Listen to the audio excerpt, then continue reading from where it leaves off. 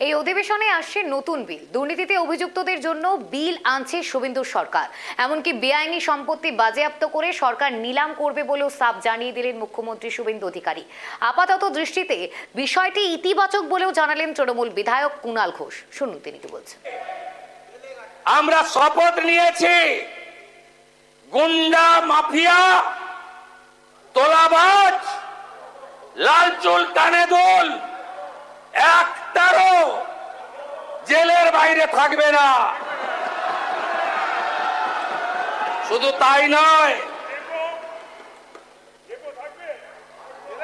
এই সেশনে বিল আসছে আমার দপ্তর, স্বরাষ্ট্র দপ্তর। অনেকেই ভাবছেন 2 মাস থাকলাম তারপরে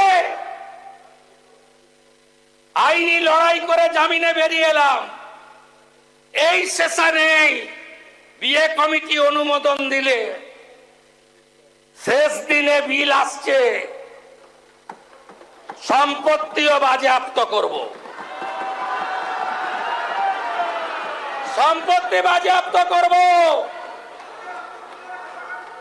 সম্পত্তি অকশন করব। ওই আমতলা, হরিশ মুখার্জি, হরিশ চ্যাটার্জি রোডের ওই প্রাসাদ গুলোতে কলকাতার রাস্তায় রাত্রিবেলা ফ্লাইওভারের নিচে যারা থাকে তাদেরকে রাখাবো। সমর্থন অপসমর্থনের ব্যাপার নয়, আপাত দৃষ্টিতে এটা দেখলে শুনতে ভালো লাগছে। যদি কেউ সরকারি কাজে কোনো দুর্নীতি করে থাকে, সেখানে যদি সরকারি কাজে কোনো দুর্নীতি থাকে তাহলে সম্পত্তি অ্যাটাচ করার কথা বলা হচ্ছে।